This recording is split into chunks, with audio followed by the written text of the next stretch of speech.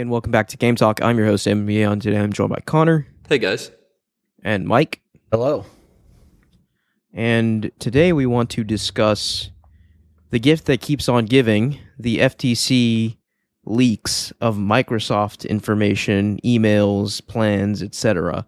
Now, there was one big leak early on when they were still in the throes of the Activision deal, but there was another major leak, I think earlier today. And this is it was last night, in the middle of the night, I think. Okay, yeah. And this, middle of the night Eastern time. That's all I got. But this is probably the biggest gaming leak of all time, right? Like, I don't know. Like, gaming, maybe, but like company, yes. Like, because a lot of it wasn't even related to games per se, but like their plans for the industry, which I gotta say, not a fan at all. And I also want to say, like, I always knew Microsoft just wanted to gobble everyone up. Like, that much was obvious to me, like, basically since the beginning. And it is a little tiring to see people jump to the defense of Microsoft, to the defense of Phil Spencer, when they're like, oh, no, he's just like us. He wouldn't do anything bad to the gaming industry.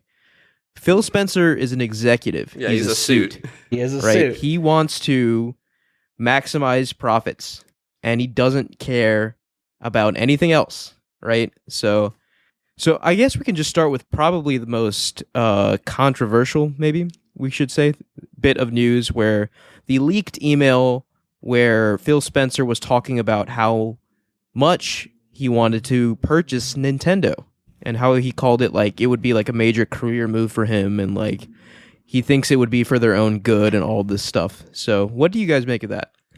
I am of two minds. I don't want... this isn't how I would want it to happen. I think Nintendo games being on other platforms is a win for everybody. It actually sucks that I have to play Pokemon on my Switch. Like, that's just a nightmare for everyone.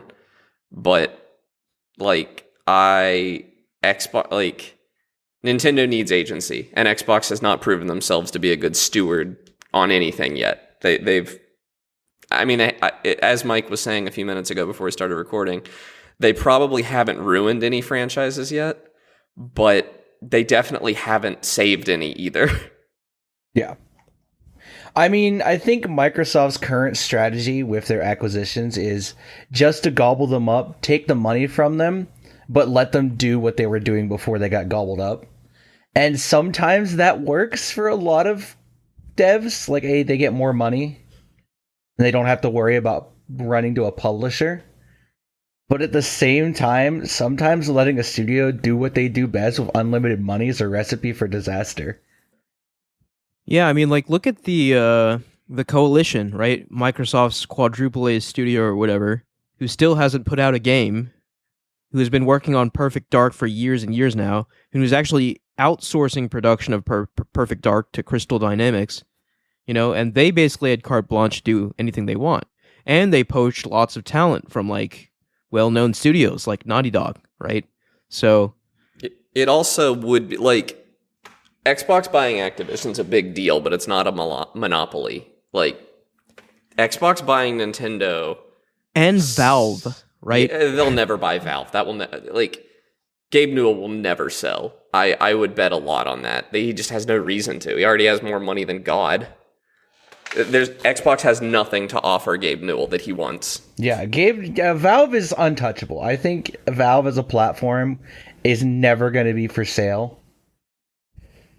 Purely because Gabe Newell just doesn't care. Yeah, I mean, they're not publicly traded, so they can't be hostile takeover. You can't do a hostile takeover for Valve, and I just don't see why Gabe Newell would sell it. It prints money for him, and yeah. But Microsoft and Phil, they're thinking on the time span of like decades, not years, right? Like, their end game is to own everything. And they will cozy up to people for years, decades, if that's what it takes to get in and do what they need to do.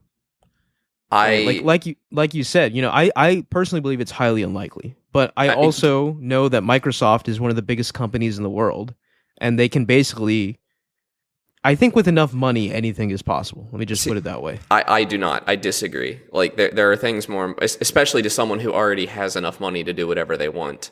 That I genuinely don't think Microsoft has anything to offer Gabe Newell, and he has spent, frankly, 20 years trying to get away from Windows so that he's not beholden to Microsoft at all. He's not selling to Microsoft, and he would never, let someone replace him who would. It would have to be 2 generations down at least. But that's what I'm saying. That's like okay, but that's we're the dead time by frame then. they're thinking on. The 3 of us are dead by then. Like, there's no reason to even. Oh, think you meant about like that. actual human being generations, Yes, not yeah. console generations. Okay. No, I mean like literally, Gabe Newell will retire. The person after Gabe Newell will retire, and then maybe and frankly, probably not even retire. Probably have to die. I don't think Gabe Newell's retiring. I think at this point he has minimal oversight because of the way Valve is designed. He's just kind of content to sit and enjoy his retirement now, while still owning Valve. Yeah, there's just it's just a non-starter. There's no world in which Microsoft owns Valve in our lifetime. I don't think. Yeah, Valve, I'd be eating my shirt. Yeah, Valve is like a retirement home for game devs, honestly. Yeah, a little Like, bit. Yeah. you go to Valve, you don't leave Valve. You It's stay Valhalla. at Valve for life. Yeah, I gotta say, like the Nintendo thing really kind of boiled my blood more than the Valve thing. Like, well, the Nintendo thing is possible. Nintendo's publicly traded, so they could make moves and get Nintendo. Right now, the family or whatever that owned Nintendo or that founded Nintendo owns 50% of the stock, right? So it's going to be like, even if they bought like all the publicly available stock, they still probably couldn't take over Nintendo unless they flipped someone who owned some of that family stock. Yeah. So, I mean, let's be clear here. The probability of any of this happening is like less than 0.1%, I feel like.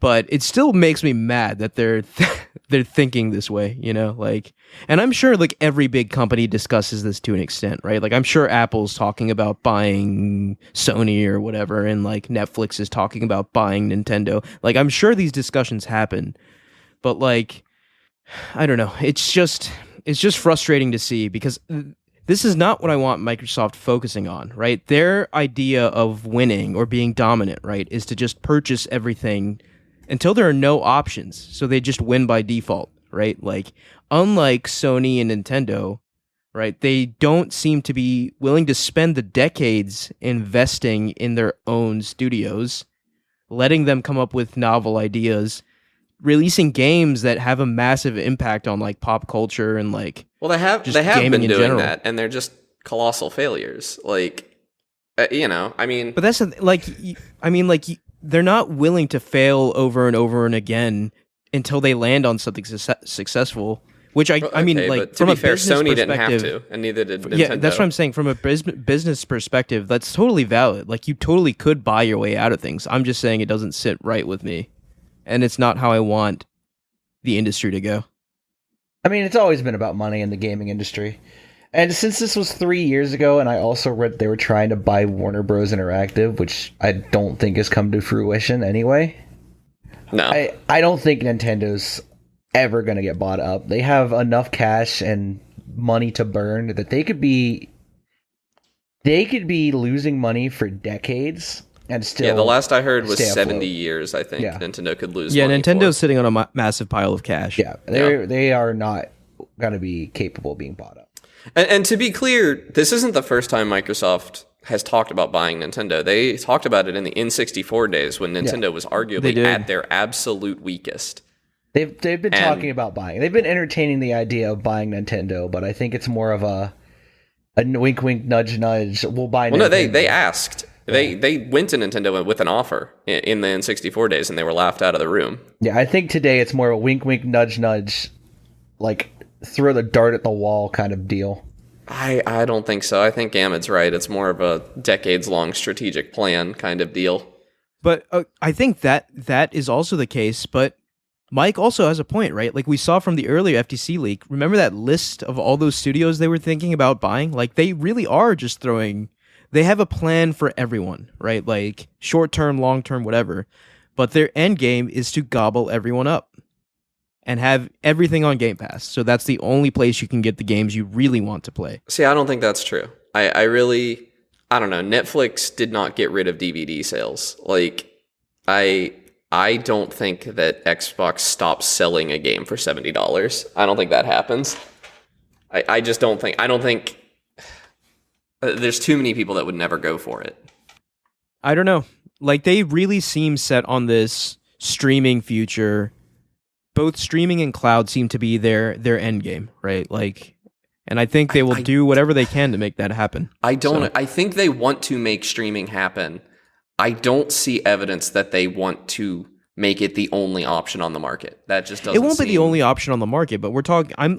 I could easily see a future, like if Microsoft gets what they want, where it's like 80-90% dominant, right? Like, and this kind of dovetails nicely into this another leak from them, where we got early rumors of the next gen Xbox console, right? Did you guys see this? Yeah, it's hybrid. Yeah, 2028 release date, hybrid, cloud, and physical, right? ARM architecture. That's basically all we know.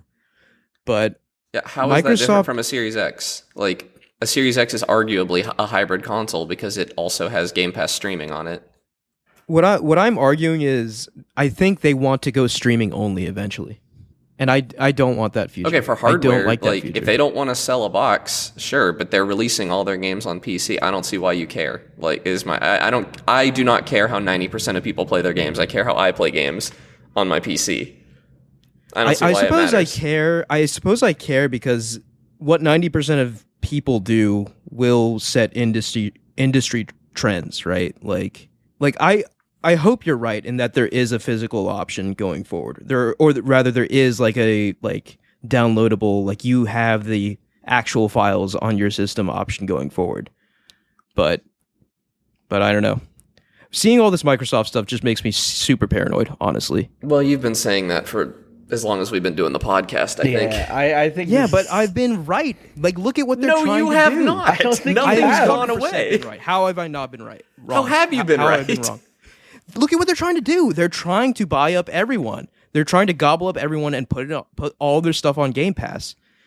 Okay. And their next console is already, there's whispers of it being a cloud machine, right? Like, okay, like this is the direction. None of that's okay, like, but that's not in the leak we got. Yeah. Like, there's no, I don't know, none of your doom and gloom has come true. Yeah, we've been doom and gloom on Microsoft for a while. You know, I'm glad it hasn't come true, but like this, what I'm saying is that this is what they're trying to do.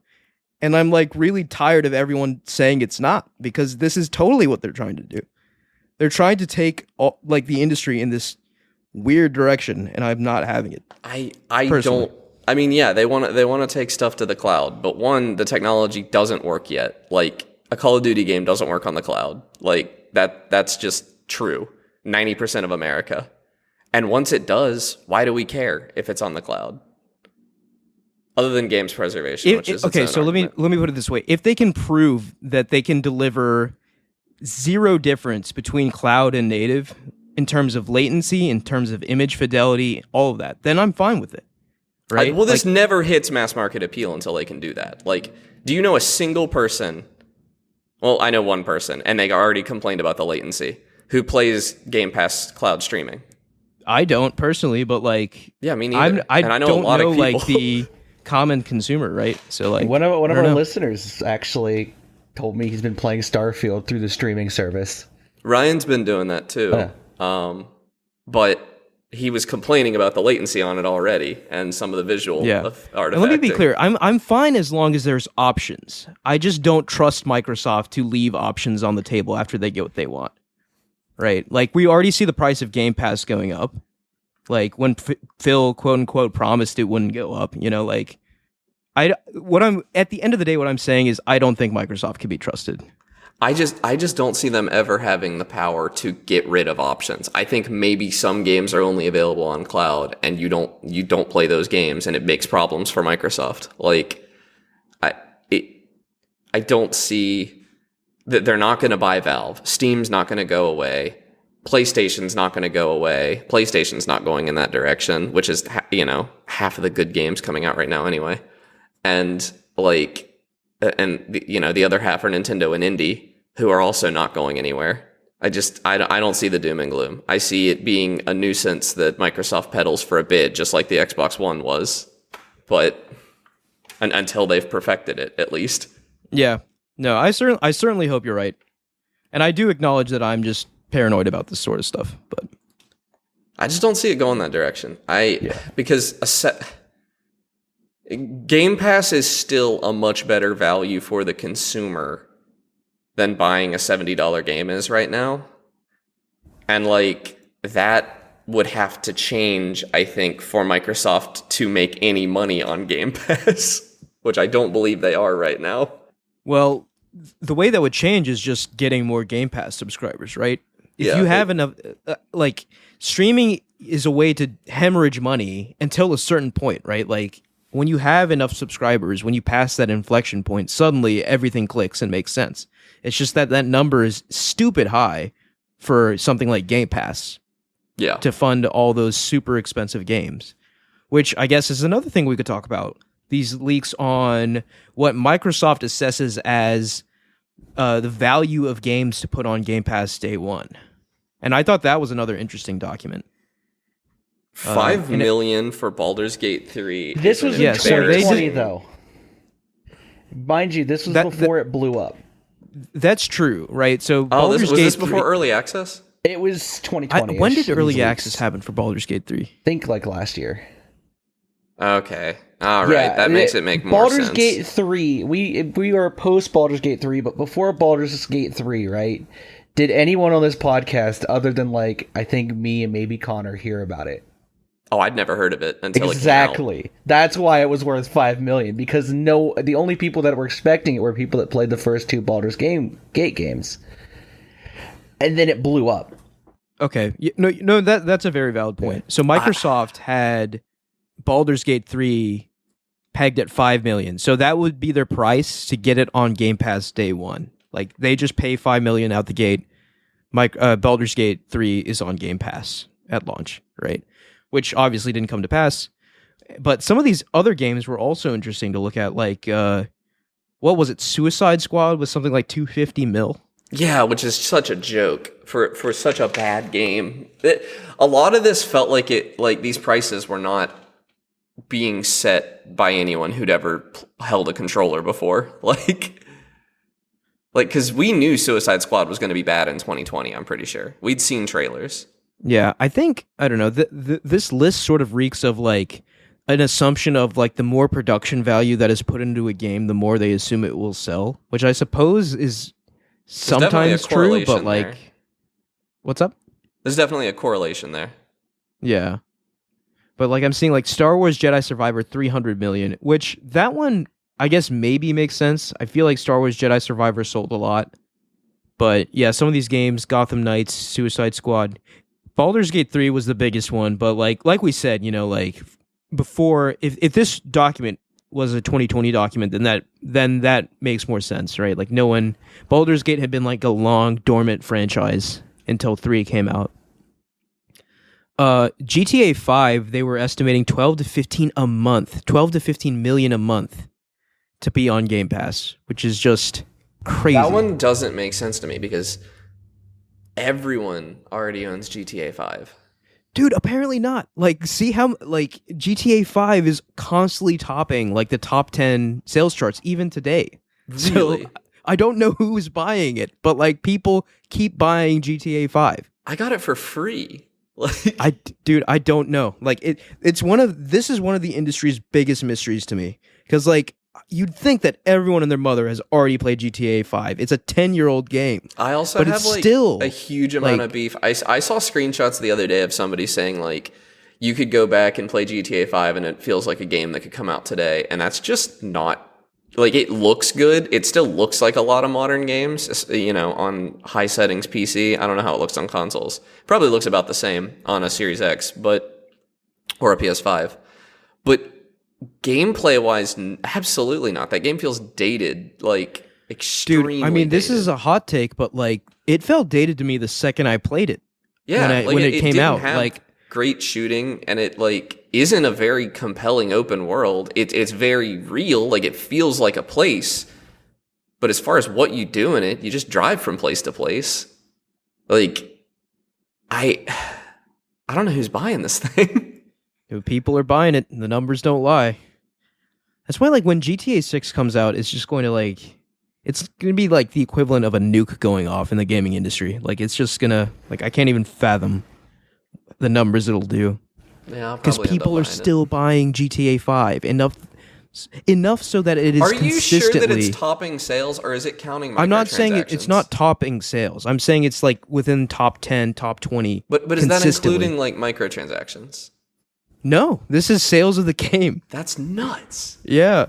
People gotta get tastes. Like, I don't know how we're supposed to ever move on if people keep not playing good games.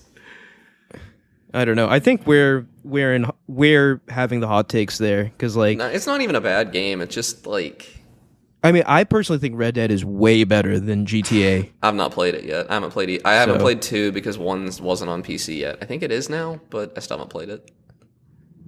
Right. Okay, yeah. So, Grand Theft Auto aside, right? So, another interesting thing leaked for Microsoft's plans for their mid-gen refresh. Did you guys see that? Yeah, it's just discless Series X, right? Like, for Yeah, and $400. it's like a cylinder. Did you see it? Yeah, it's like it looked bad, but it's just like I like the Square Series X a lot. was it even actually smaller? design wise? Like, did they say anything about that? Because like, I don't see the value of it. I think it's smaller. I know it had 2 terabytes of storage, which I think is twice what the Series X has by default. Which, like, 2 terabytes is like starting to be enough to download all your games these days. Yeah, I would argue like 2 terabytes is kind of like That's like the minimum. I hate to say the minimum, but like it kind of is, you know, like Unless you have like I just moved somewhere with gigabit internet, and I'm kind of at a point where like I could probably live with quickly, a terabyte. quickly Because it takes download me 10 and- minutes to install a game, but like Yeah. So, but unless you have gigabit internet, it becomes a real pain to have to like, you know, if you have like a 1 terabyte drive to constantly manage your stuff if you play a lot of games. But yeah, so this, I'm actually looking at a picture of it right now. Like it's just an Xbox Series X, but like a cylinder. At least that's what it seems like. and it's like the same price, right? It's not even cheaper. Yeah, it's going to be $500. Okay, 500. Which is a curious move to me. I would think it would be cheaper because now this is interesting, right? Because we know Sony is putting out a PS5 Pro, but Xbox presumably is not putting out like a Pro version of their console unless this leak is like based off old intel. It could be their plans changed. I don't know. But I mean, like, the PS5 is a little bit weaker than the Series X, but it is. I guess we would have to know how much stronger the PS5 Pro is for this to, because technically, like, Xbox released a Pro and a not Pro right off the bat. I'm kind of anti-mid. I agree with you. I mean, I'll buy them just because I'm that guy. But like, I do think if I had the power to like abolish the mid-gen refreshes, I would do it. I like the idea of there being like one new console drop every like 8 years or whatever. Yeah, no, because it's not exciting. Like a mid-series refresh is not Because at that point, like, why doesn't everyone just play PC? You know, like Yeah, exactly. That was my next point. Was like if you feel the need to upgrade your hardware every few years, PC is not only probably gonna do better for you, but it's also a little more eco-friendly because like you can only upgrade your graphics card and like probably be fine and not have to throw away an entire, not generate an entire console of e-waste. That kind of, I don't know. But also like so I'm of two minds, I guess, because I didn't buy a PS4 until after the Pro came out because suddenly the base model PS4 like could be had very cheap on Facebook Marketplace. right. So, like, I guess it wasn't e-waste because now I could play Spider-Man, and I don't know. So don't quote me on this, but I think the rumor I saw for the PS5 Pro that it was roughly around like 3080 territory. Okay. Is the PS5 not already 3080 territory? Oh, no. It's 3070? PS5, Xbox Series X are like around like 2080 Super level, I think. Oh, okay. My timeline Not is even- all skewed. I don't really Yeah, remember all no. this. The consoles don't even come close to a 3080. Yeah, that explains why the Series X can't get 60 FPS in Starfield, I guess. Yeah. Which I do think this is I don't know, like it is interesting seeing Microsoft not go for the power when they historically have been interested in being like the strongest console. Well, you know what? What they could do is not do, and you'd hate this, but not do a mid-generation refresh on the hardware, but do a mid-generation refresh cloud only. Yeah. The best version. Yeah. Get your 4K 60 FPS if you play it over the cloud. And just have a half a second of input delay. Yeah, you know, when you put it like that, it is a little silly, like, getting worked up over that thing, but, like, I don't know, like, it matters to me, dang it, you know? That half second of input lag matters to me. Oh, it matters to me, too. The half second of input lag is a deal breaker. It's why I don't play, like, any streamed games. Yeah, because I could be playing, like, I could play, like, I could see an argument for it if you were playing, like, Persona or something, like a turn-based RPG, then like who cares really, you know? Even like a Mario game, you'd probably be fine. Like I remember I played through all of The Legend of Zelda Wind Waker streaming from my computer at my mom's house to my dad's house across town in like 2011. So like on Charleston, West Virginia internet in 2011 on the open source streaming software that was available at the time. And it was like a perfectly acceptable experience for The Legend of Zelda Wind Waker. That's the only game I played. Yeah, I mean, like, and as people who listen to this show probably remember, I did play Elden Ring for a bit through streaming, and I was fine with that. Like, I'm fine with streaming, like, in small bursts, maybe, like, emergency situations where you don't have your hardware with you, right? Okay. I know what you mean. Yeah. Emergency gaming situations. He needs 50 cc's of Elden Ring stat. Dude, I've been there. I've never been there. I've never needed an emergency injection of video game. I have. I don't think I've ever needed that. But yeah, like, I mean, like, it's tolerable, right? But, like, I wouldn't want to play the whole game that way, right? Like... Yeah, and I also, like... I'd like for all of the streaming stuff they release, like, to be also, like... they're developing these fantastic streaming technologies. I'd like to be able to stream games from my PC to my Steam Deck when I travel so that a game doesn't have to be on GamePass for me to do that. But yeah. And have all that magic input latency reduction technology and stuff. And, you know, Valve has their own magic streaming stuff like, that's pretty good. I feel like the tech industry is, like, always been insanely bullish on, like, connection speeds and, like, streaming and all of that, right? Like, because I remember, and maybe this isn't the case for you in a big city, because you're in Pittsburgh now, Connor, but, like, I remember before 5G came out, everyone was just like, this is going to solve, like, all connectivity 5G problems. Sucks, too. 5G is not that great. Like, Wi-Fi is infinitely better. I'm going to part the kimono a little bit here. 5G... I think they upgraded the towers, but in West Virginia at least, I'm not convinced that they updated the like connection to the towers. That's kind of what I was saying. Like, something just doesn't feel like right. There's a bottleneck somewhere because 5G has been objectively worse in every way for me than LTE, which makes sense because 5G essentially requires line of sight. So like you're way more likely to lose connection on 5G than you are LTE. And now that we switched to 5G, I drop calls constantly on my phone. Even in Pittsburgh, I drop calls constantly. Well, from my experience, right, like, yeah, you can, like, listen to audio just fine on 5G, and, like, you can load, you know, websites and stuff, but that's about the limit of it, right? Like, YouTube videos, in my experience, kind of struggle on 5G. Oh, no, right? I can watch YouTube on it, typically. I don't know, I'm gonna... It just depends. Like, 5G, and by it's struggle, not all I mean, equal. like... You know, it plays for a few seconds and maybe there's some buffering or whatever, and not a totally seamless experience. Obviously, it's, like, doable in a pinch, but, like, I strongly feel like 5G was not the thing that we were promised it was going to be. No, it's not. Where it was, like, I was made to believe that it would be, like, competitive with Wi-Fi, which is definitely not the case. Okay, so just so that we're on the same page here, I am getting 420 megabits per second down on my 5G on my phone right now.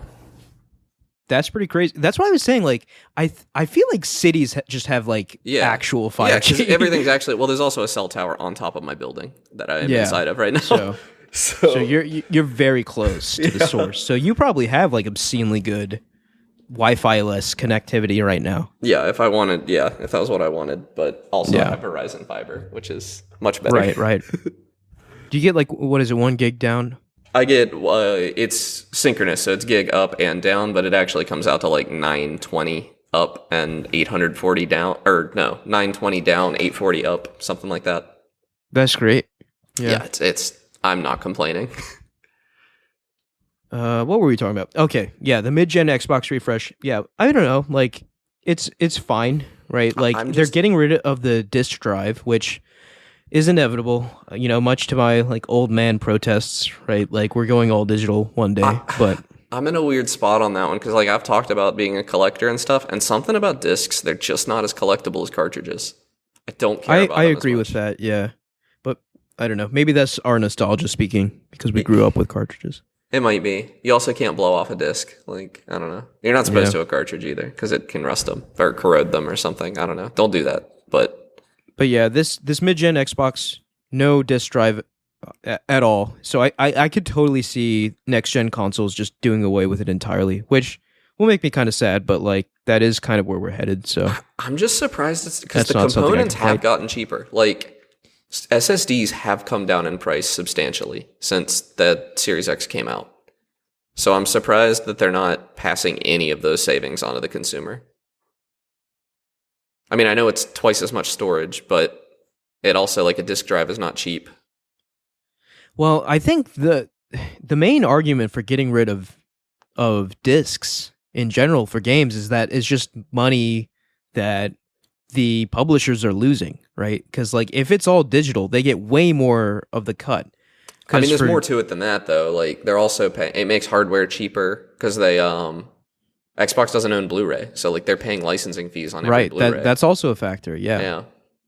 So I think just from a money perspective, it makes sense for these companies to go all digital, but like that doesn't mean I have to like it. No, I think there's definitely a line. So this stuff matters to me a little bit. I'm glad that there is a Series X with a disk drive at least in existence, for games preservation sake. Although they are just Blu-rays now, so like as long as discs are being made at all, game preservation is like possible. But all of this stuff matters a lot less to me if at some point Nintendo, Sony, and Xbox all shake hands and let games preservation be handled by a third party who actually does it, Like I would love that too, but that'll never happen. I don't think it'll never happen. But Nintendo won't play with that. I mean, they won't play with making it available for free, but I don't even mean making it available forever. I mean literally like making sure these files are not lost forever. Like right, which has happened before. Yeah, several times. Yeah. Yeah. At Nintendo. At Nintendo, right. Yeah, they don't keep anything. It's crazy. I'm pretty sure the version of Mario you download on like the Nintendo eShop, whatever, or the Nintendo Switch Online, I'm pretty sure that's a ROM from a ROM site that Nintendo has tried to have taken down. Like, oh yeah, for sure. Yeah. It's wild. Why do they not have a ROM of Super Mario Brothers? I don't know. I think like this is just my personal, I don't have any evidence to back this up, but I think they view their content in the same way Disney does, where they're like, we're going to, like, we're not going to just like, we're going to hold on to things and release them when we feel the time is right. Like you can't watch every classic Disney movie on Disney Plus because they're just not on there because they don't keep them on there all the time because they have this idea of like the Disney vault where they take things out and like let them shine, then put them back in. I don't know. They're also, I hate to say it, Nintendo's right. They have not made a Mario game. There is no 2D Mario game available right now that is better than Super Mario Bros. 3. They have not managed that yet. So like it is a competing game. They're not wrong. Yeah, for sure. And like Wonder is looking pretty good though. Oh yeah, no, Wonder has. I don't see it beating Super Mario Bros. 3, but it could get second place. I could see that happening. Mm-hmm. But I do see, like, if they would put... I mean, it's Super Mario Bros. 3 is already up there, but if it released right now, it would be competing with Super Mario Bros. Wonder, arguably. But I think as a medium... this is totally a tangent, but as a medium, like, if we ever want to learn about video games in school the way we learn about books and movies, they have to be available for preservation in the way that books and movies are, and they're just kind of not right now. Very well said. Yeah. And that is something that's important to me, is that the medium gets that sort of respect, because frankly, we're better than them. So yeah, they're, like things have gotten a lot better, right? Like let's be real, right? Like there was a stigma growing up when we grew up of playing games. But oh yeah, I really don't think there is anymore for kids growing up today. No, everybody's playing Fortnite and Pokemon Go. So things have gotten a lot better from that perspective. It's just, you're right, like preservation needs to become a priority as well. I also, like, to Xbox's credit, like, can't you put an original Xbox disc into a Series X and it'll play? Like, I think you're right. I don't have it. I don't have either of those which is things. Great, but they're doing away with the disc drive going forward. Yeah, so. yeah. That's... Maybe they'll sell an accessory, because doesn't it have a USB slot on it? Maybe you can buy a USB disc drive. Yeah, that would appease me immediately. Not everybody needs a disc drive. I would be happy with that. Give that little option for the 5% of people who care, like me. Yeah, the weirdos. Yeah. I know that with the PlayStation 5 revision, they're doing a detachable disc drive. So Sony's kind of already thinking along that line. Yeah, that's great, because I would probably never buy it. I mean, I still don't. I'm torn up. I'm aching that Spider-Man 2 is not coming day and date to PC. That is hurting it's me. Looking real good. It's looking the so more good. They show. I know. But that's Sony's strategy, right? Like they're still like, unlike Xbox, right? Like they want to sell their console more than anything, right? Xbox largely focuses on software and subscriptions. Sony focuses on hardware and which software. I don't understand, because they're not making money on their hardware, I don't think. Yeah, they are. They're not. It's not selling at a loss. Okay. So, plus, I don't know. It's just like the idea of getting more people into their ecosystem, which I get. I'd download a PlayStation Store if they wanted me to. I'm not one of those. I mean, like games guys. to be honest, I feel like that is the future, right? Like, you're gonna have a GamePass app, a PlayStation app, and Steam on your on your that's PC fine. I've one already day. got 5 of them. Like, I've got GOG, I've got Xbox, I've got Epic, I've got Itch.io, I've got Steam. Like, bring on one more. My hard drive honestly, can take it. I mean, in the future, like, digital distribution's great. I think PC's a platform that Sony is kind of dragging their heels on.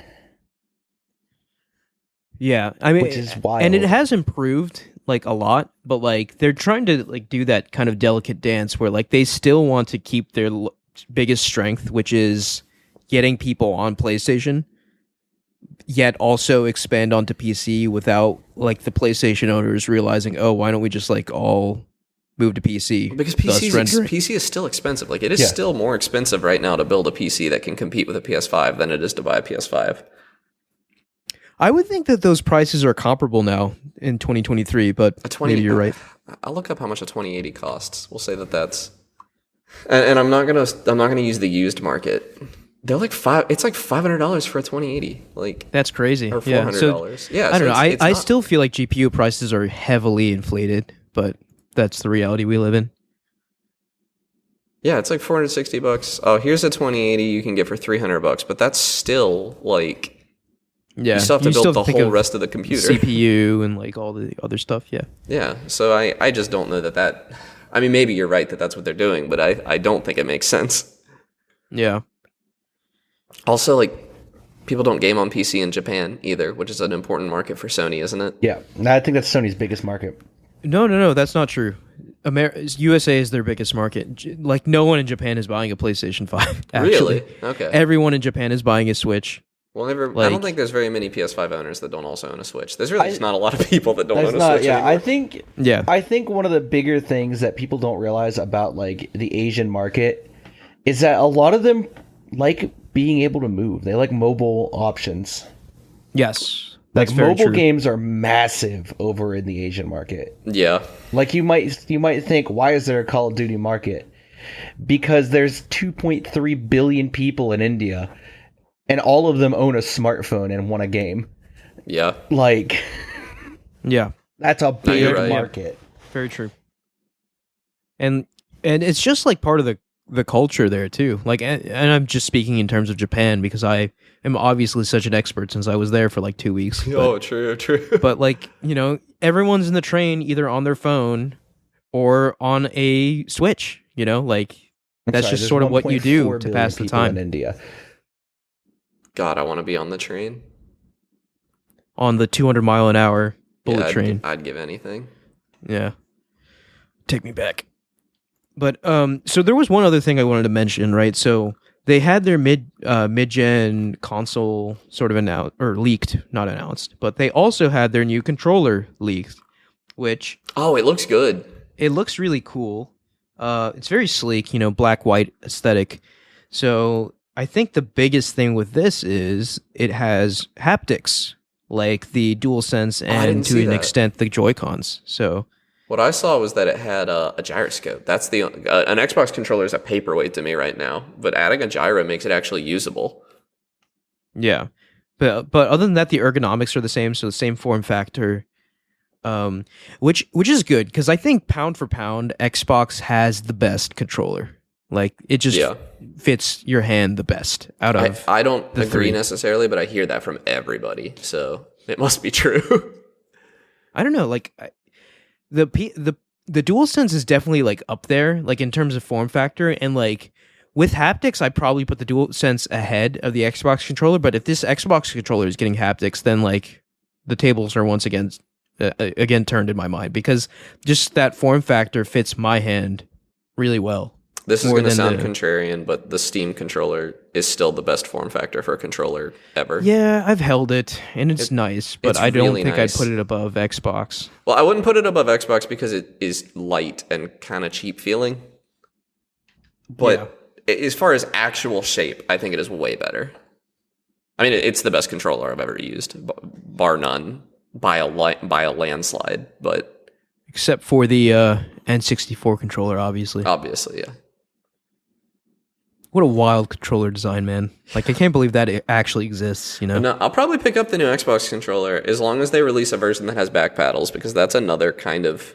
It's becoming a deal breaker for me to not have. Yeah, the back paddles are, like, still sort of regulated to the pro options, so unless you want to shell out, like, $200 for a controller... Do you guys know why that is? No. It's, I think, Power A. It's one of the, like, really cheap off-brand controller makers has the patent on those. And so every time any of them, because Valve got in trouble for it and had to pay a ton of money. I think that's why they discontinued the Steam controller, but that's like a crockpot theory. But touchpads or no, the back paddles are the patent for them is owned by like Power A or somebody. It's some third party controller maker, and nobody else can put them on their controllers without paying a ton of royalties. Huh. So you end up with a $200 Xbox controller with back paddles or buttons on the back or whatever. Yeah. No, the back paddles really are a game changer. Like I said, like for Armored Core, like I can't imagine playing that on a controller without back paddles. Like it would just be very difficult. Much more difficult. It was more difficult, but it was fine. It was definitely, I played it some on the Steam Deck, and it was definitely better with the buttons on the back for sure. So, in all of the Xbox leak news, and maybe we could just quickly go over this, but there was a State of Play and a Nintendo Direct. And let me tell you, Paper Mario, Thousand Year Door remake, best news I've ever so heard. excited. Yeah, I know. A lot of people are very excited. I want to go back to Xbox in a minute because we missed a lot. Oh, did we? Okay, yeah. Yeah, we missed all of Bethesda. What was leaked for Bethesda? Like, I don't even know if I saw it. There's a almost finished, presumably, Oblivion remake. Oh, right, okay. Or remaster. There's a Doom Year Zero. It's a new Doom game that was supposed to come out in 2022, so we can assume that's coming fairly soon. Because I think the DLC was supposed to be out by now. And I think some other stuff. Yeah, we were saying we were due for a Doom, right? Like, it's been... Yeah, it was 2020 for Doom Eternal, and then there was DLC. And the Oblivion remake, that is something I'm very excited for. I'm definitely jumping in on that. I'd have preferred Morrowind, but Morrowind is a much harder game to remake than Oblivion. You would basically have to actually make the game from scratch, I feel like. Yeah, because it whereas Oblivion, you could really just update the assets, I you think. could just make the human, like, you could make the faces not look like potatoes and sell it for $60. Yeah. And it'd be better than Skyrim. But I feel like maybe they feel like they have to give us some morsel, given that, Elder Scrolls 6 is probably still over half a decade away, I would guess. Yeah. But yeah, I just wanted to bring that up because I'm excited for the new And Doom. so there are a lot of Xbox sort of exclusives that are exciting on the horizon. Like Indiana Jones is probably going to be their answer to Uncharted. So I'm very much looking forward to how that does because, like obviously Uncharted was inspired by Indiana Jones and now we're getting an actual Indiana Jones game. Can I tell you something that makes me a little annoyed? I just don't like Harrison Ford. I think that's going to taint the Indiana Jones game for me.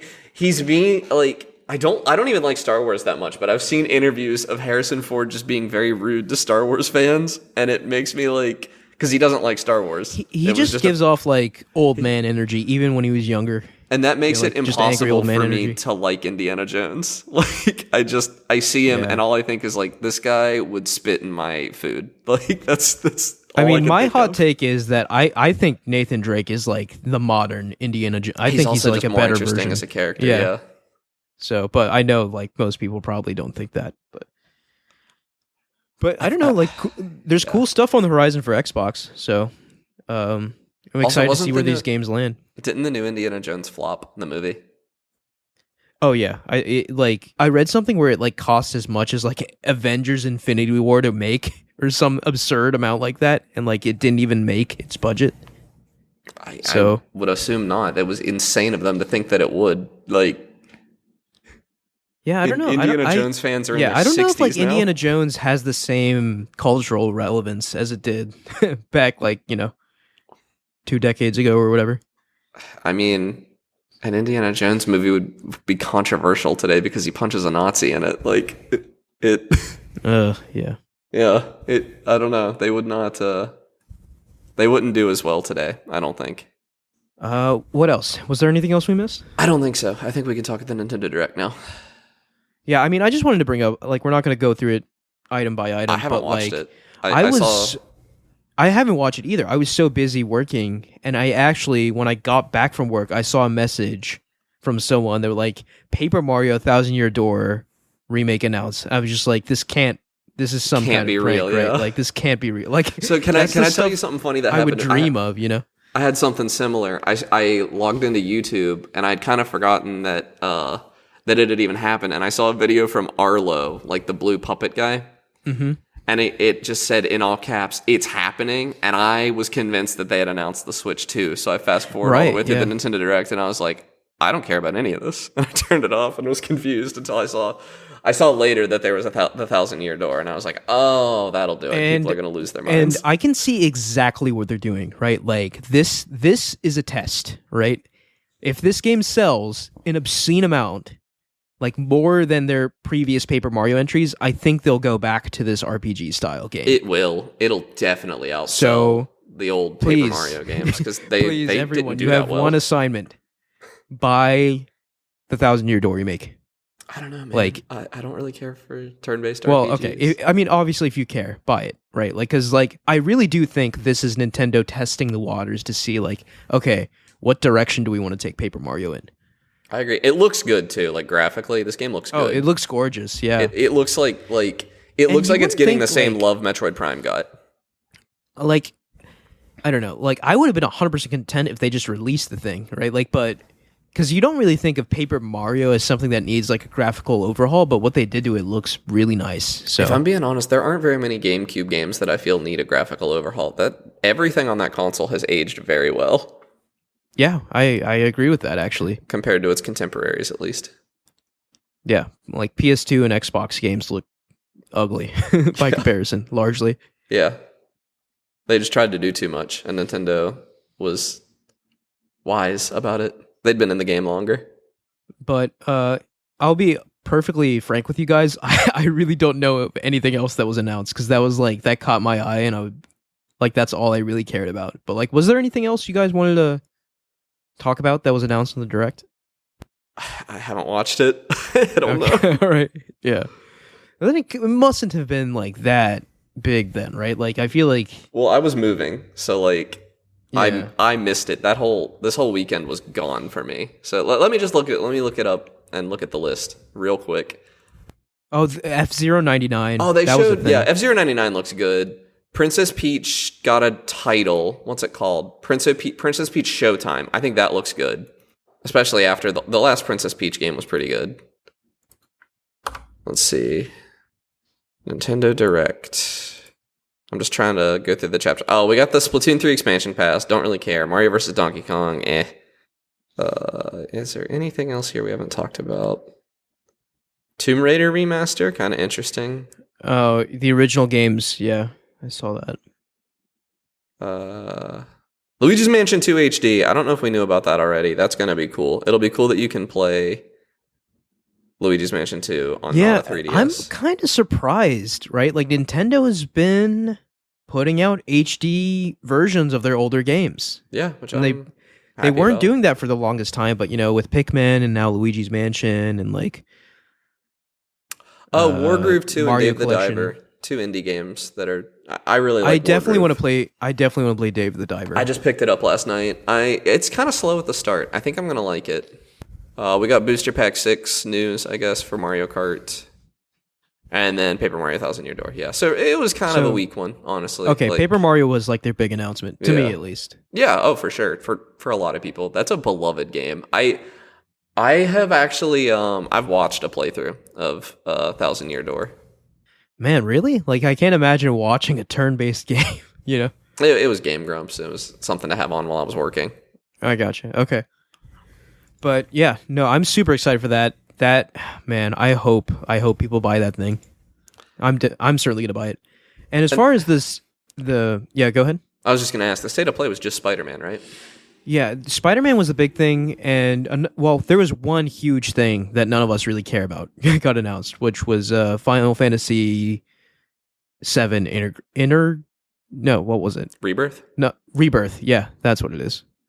It's Final Fantasy VII 2 out of 3, which okay. People are all about that, I guess. But I intend to play the Final Fantasy VII remake. I intend to play it someday. I have sat down. So I've sat down and started to buy it on PC before, and then gotten confused by their naming scheme and given up and played something else. Yeah, I think 7 Intergrade is the one you want to buy. Okay. But I'm not an expert on these things. But, like Final Fantasy VII, obviously huge game. They're remaking it in 3 games, which is wild, but like seems to be working for them, so people are hyped about that. But yeah, Spider-Man 2 looking hot, must say. It's got me. I'm very upset that it's not coming to PC. We haven't even heard about Ragnarok coming to PC yet, I don't think. Like, they're really stiffing PC right now. So Ragnarok was just last year, right? So I would expect like a year and a half before. Well, Returnal was only like 6 months. Like, was it though? That was during the pandemic though. Like, I don't know if our sense of time was just sort of and whacked. Like Miles Morales was less than a year, I'm pretty sure. I would have to double check all those things, but I still think no game has come out within a year of coming out on PlayStation. I don't think that's happened yet. Oh, you doing it now? Yeah, I'm looking it up. All right. I feel like they're gonna get me on some gotcha. They're saying, I guess, Herman Holst saying future games will likely have at least a year. I guess that's what they said. Yeah, that sounds right. Yeah. And I can't find the shortest time, so I would have to look at all of them. I swear Returnal was less than a year, but I know, man. Wrong. But it was also a smaller one. Yeah. So I wouldn't be surprised if God of War Ragnarok happens in the next 2 to 3 months. It's just weird that we don't even have a date for it. Yeah. Like, it's not weird that it's not out. That's not weird to me at all. But not even having a release date feels very strange. Yeah, I mean, I feel like it's got to happen soon. Especially, like, the announcement has to happen soon. The port's probably done. Like, the port was probably done. Oh, yeah, certainly, yeah. Day and date, almost. They've got Nixus on that stuff now, so... Yeah, and that's their whole job. The way modern architectures are, they're all the same. Like, there's very... Oh, yeah. Very few changes need to be made. At least I am a game developer, but I am not a console game developer, so I am kind of speaking from secondhand stuff there. But Well, I mean, it's certainly easier now than it was back when you had like PS3, 360 cell architecture to think about, certainly, or even or earlier than that, where it was even crazier. Right. But yeah, I think it was a very sort of eventful week for video games. Yeah. No, I mean this Xbox thing coming leak out this and, morning, I was very Yeah. drowsily checking my phone at 7:30 this morning, and Yeah, and realizing I this. admit I might have come in a little hot on the news, but it just seeing them trying to worm their way into Nintendo really rubbed me the wrong way.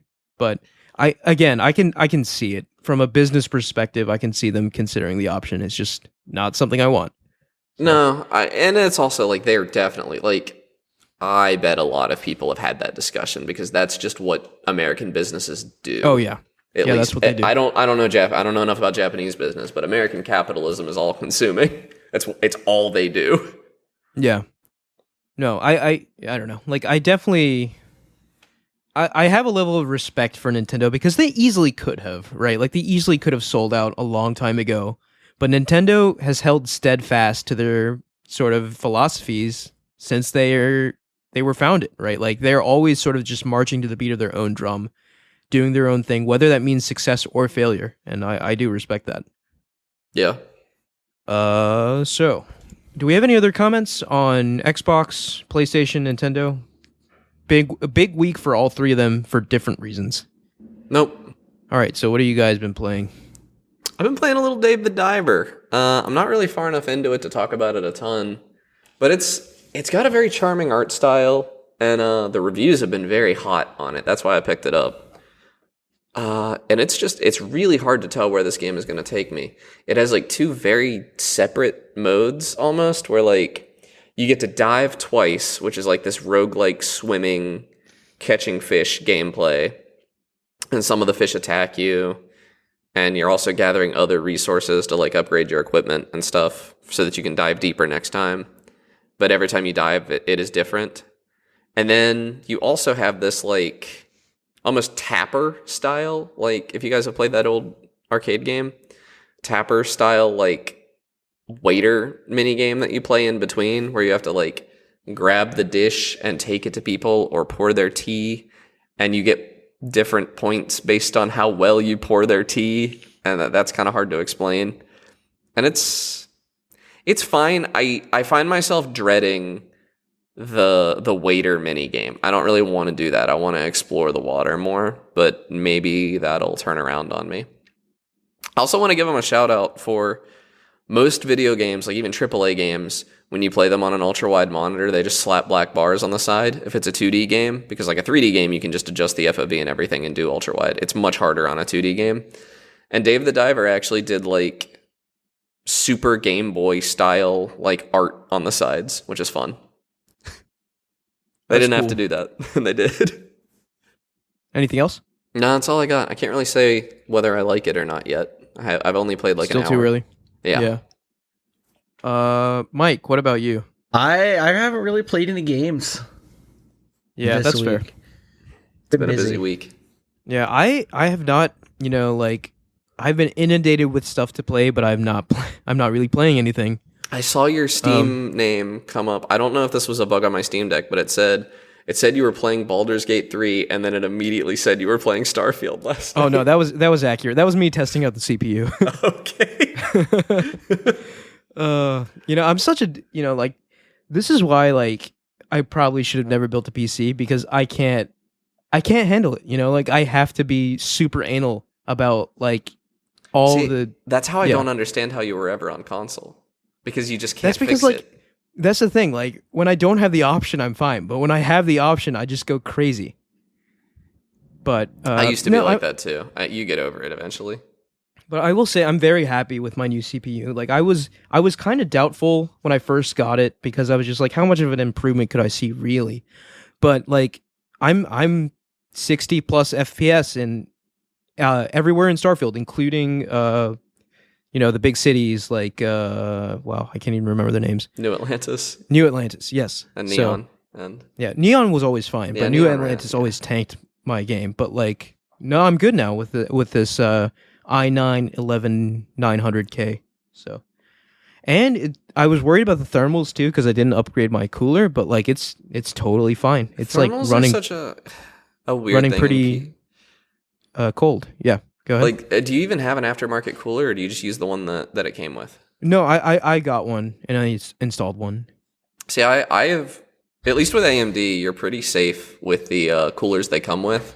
They're just a little louder than an aftermarket sometimes. And that's typically what you're buying with coolers now. Like, they all keep your stuff cool. It's just a matter of how quietly they do it. At least in my experience. Yeah. And then there's liquid cooling, which actually, like, it was a Linus Tech Tips video, and there's been all kinds of controversy about them not being accurate. But it's actually, like, a little dubious whether liquid cooling is actually even better for cooling than air cooling is. It's kind of unclear. And not to get too nerdy about this discussion, but when I purchased my new CPU, I did purchase new thermal paste. And I think that thermal paste is doing work because this thing is running colder than my other CPU, which is kind of wild to see. Interesting. And it's like significantly better. Yeah. You know you're supposed to like replace your thermal paste sometimes? You are, yeah. I had never done that before. Like with because like when I installed my cooler, there was already a layer of paste on it, so I didn't like mess with it. No, you wouldn't. But you know, like when you change CPUs, you are supposed to like repaste everything. So I got some alcohol and I rubbed it off the paste and put a dollop on the CPU and then just smushed it down there, and it works fine. So it's interesting. I wonder how much of that is like you bought a much newer gen, didn't you? CPU. It was one gen newer, but like it was like. So, like, what I had before was, like, an i5 compared to an i9. So, like, there's way more cores. It's just, it has more cores, and those cores are stronger than my previous CPU. See, in my Starfield woes, I learned that I had been running my GPU in quiet mode since I bought it. Oh, wow. So, you saw, like, a monster increase. In noise, yeah. It actually, like, the frame rate. I mean, I have a hard time seeing once I get over 100 FPS. I don't like see a huge difference really. I mean, I can like 165 is obviously better than 100, but like the difference between 100 and 120 or something, I don't see that much. And so I really don't know how much of an increase it was. It was definitely an increase, but I don't keep a frame rate counter on the screen because I think it's mind poison, as I'm sure you've noticed. Oh yeah, for sure. Like it'll actually drive you insane. Yeah. So. Yeah, I turned it off, but no, I'm happy with the CPU. I have been playing bits and pieces of Starfield, but I haven't really made meaningful progress in it yet. But there is one game I guess I can talk about, right? So, a couple weeks ago, I think I went to visit some friends in Roanoke, and it was fun, right? Like we went out on the lake, we rented a boat, and we did boat stuff, and that was a lot of fun.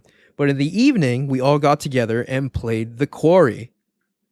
And if you guys that's an old remember game now. That's like a year old. It's quite old now, but like I had always meant to play this game. I just never got around to it. And I do find these sorts of games lots of fun, especially in groups. I loved watching Northern Lion play it. Yeah.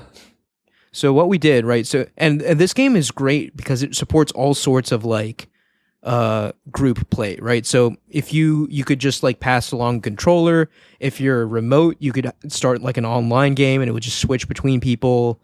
Like so it does whatever it can to encourage you to play this with other people is what I'm trying to say. So what we ended up doing is this game is basically plays out like a horror movie in which you play like 8 teenagers. And the decisions including you make London Tipton and Alex from Modern Family.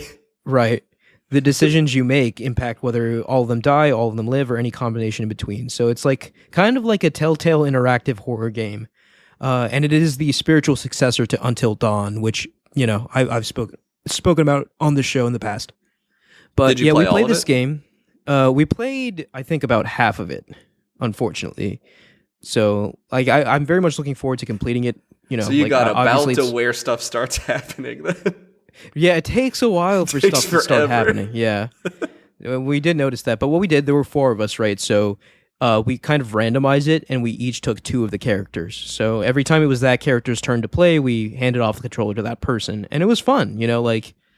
Like there is something, and like this is a tried and true formula, right? Like the 8 teenagers, all their drama and their dynamics juxtaposed against like, someone murdering them. For sure. Like it's slasher. It's a slasher. Yeah, it's a film. slasher horror trope, and that's tried and true, and it's always been fun and always will be fun, right? So doubly so when you're actually controlling the game and you're in a group, right? And like obviously like some people in the group were more familiar with the PlayStation buttons or controller buttons than others, right? So like, hand it off to someone, they're running away from something, they press the wrong thing, they trip, and they get like mauled by like a creature, like that sort of stuff is always fun too, because like not being good at, I guess pressing the QuickTime events as they happen in this sort of game can also lead to interesting outcomes. So it's good that we have a mix of people who are game savvy and not game savvy. Interesting. But it was a lot of fun. Like you said, like the story does take a minute to pick up. It's more not so even than boring at the beginning. It's just like it's not like you're waiting. It's fun for the watching inciting these event. characters, get sort of fleshed out. But like Until Dawn was a lot quicker to the punch, right? Like things started happening on Until Dawn a lot faster. But the Quarry takes a minute to pick up. And I must say, I do really like the setting of the Quarry. Like, so it follows like 8 camp counselors, right? So it's like the end of the summer, they just finished their job, and they're leaving the camp basically tomorrow when all this crazy stuff starts happening. So I really like the campsite sort of setting. And it was a lot of fun, right? Like, so no one's died, I don't think, quite yet in our playthrough, but like obviously like we need to complete the game sometime, but it's hard to get 4 people together with varying schedules, so hopefully one day we'll get to finish it. But had a lot of fun playing the Quarry, and I would definitely recommend it to anyone who wants to play like a horror game in a friend setting. It's a lot of fun for that sort of thing. That's basically it for me, so I think we're good, right? No one had anything else? I don't have anything. All right, I think that will do it for us this week. Thank you all for listening. You can follow us at @podcast Game Talk on Twitter, even though we don't use it anymore. And click the link in the description of this podcast to join our Discord and talk to us there. Like, rate, and review us on Apple Podcasts, SoundCloud, Spotify, or any other podcast services you use. Thank you, Connor and Mike. Yeah, see you guys next week. See ya. Bye.